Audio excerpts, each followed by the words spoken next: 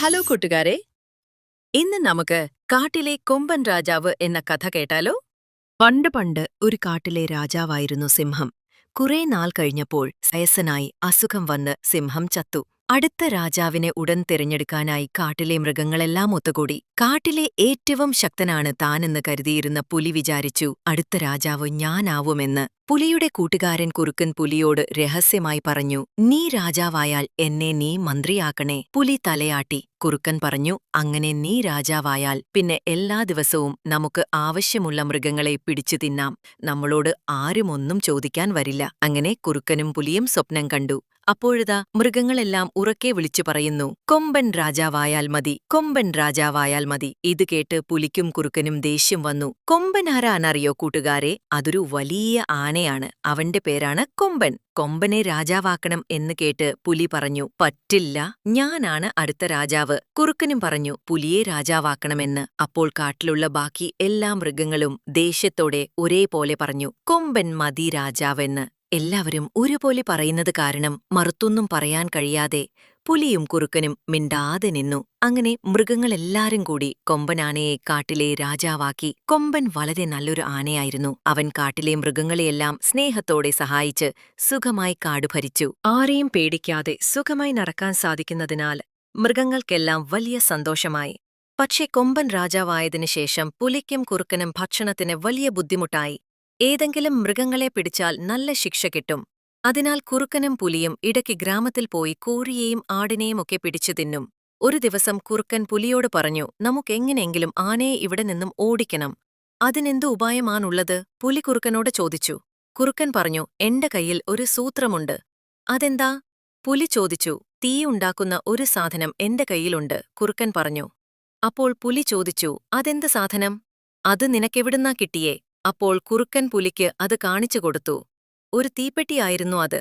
ഇത് ഞാൻ ഗ്രാമത്തിൽ പോയപ്പോൾ ഒരിടത്തുനിന്നും എനിക്ക് കിട്ടിയതാ. ഗ്രാമത്തിലെ ആളുകൾ ഇതുകൊണ്ട് തീയുണ്ടാക്കുന്നത് ഞാൻ കണ്ടു, കുറുക്കൻ പറഞ്ഞു. ഇതുകൊണ്ട് നമ്മൾ എന്തു ചെയ്യും? പുലി ചോദിച്ചു. കുറുക്കൻ പറഞ്ഞു, കൊമ്പൻ കിടന്നുറങ്ങുന്നത് അരുവിക്കടുത്തുള്ള കാടിനുള്ളിലാണ്. ഞാൻ പോയി കാടിന് തീയിടാം. നീ ആ സമയം കൊമ്പനെ ആക്രമിച്ച് അവിടെ വീഴ്ത്തണം. തീയും കൂടാവുമ്പോൾ കൊമ്പന് ഓടാൻ സാധിക്കില്ല.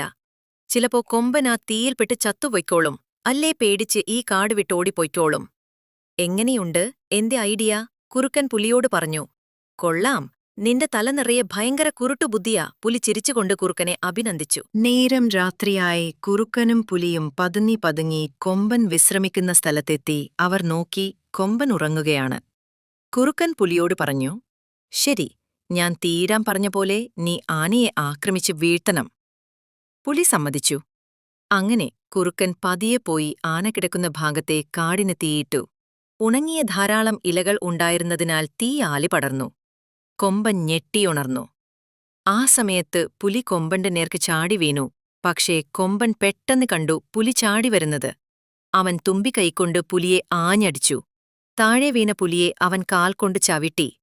അപ്പോൾ കൊമ്പന്റെ പിന്നിൽ നിന്നും ഓടിപ്പോകാൻ നോക്കിയ കുറുക്കനെ കൊമ്പൻ തുമ്പിക്കൈയിൽ ചുറ്റിയെടുത്ത് താഴേക്കെറിഞ്ഞു. അപ്പോഴേക്കും തീ ആലിപ്പടർന്നുകൊണ്ടിരുന്നു. കൊമ്പൻ അവിടെ നിന്നും ഓടിമാറി.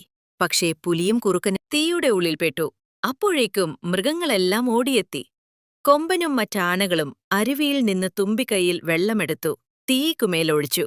എല്ലാവരും അരുവിയിൽ നിന്നും വെള്ളമെടുത്തു തീയുടെ മേലൊഴിച്ചു. അങ്ങനെ തീയെല്ലാം കെട്ടു. പക്ഷെ കുറുക്കനും പുലിയും തീയുടെ ഉള്ളിൽ അകപ്പെട്ട കാരണം ദേഹമെല്ലാം പൊള്ളിക്കരിഞ്ഞു. രാജാവിനെ കൊല്ലാൻ നോക്കിയെന്നു മനസ്സിലാക്കിയ മൃഗങ്ങളെല്ലാവരും കൂടി പുലിയെയും കുറുക്കനെയും അവരുടെ കാട്ടിൽ നിന്നും ഓടിച്ചു. പേടിച്ചു വിറച്ച പുലിയും കുറുക്കനും ആ കാട്ടിൽ നിന്നും ഓടിപ്പോയി. അങ്ങനെ കൊമ്പനും മറ്റു മൃഗങ്ങളും കാട്ടിൽ സുഖമായി ജീവിച്ചു.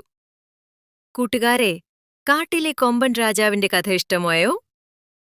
പിന്നെ ഇനിയും ഈ ചാനൽ സബ്സ്ക്രൈബ് ചെയ്യാത്ത കൂട്ടുകാർ മറക്കാതെ ചാനൽ സബ്സ്ക്രൈബ് ചെയ്ത് സപ്പോർട്ട് ചെയ്യണേ. മറ്റൊരു കഥയുമായി വീണ്ടും വരാം.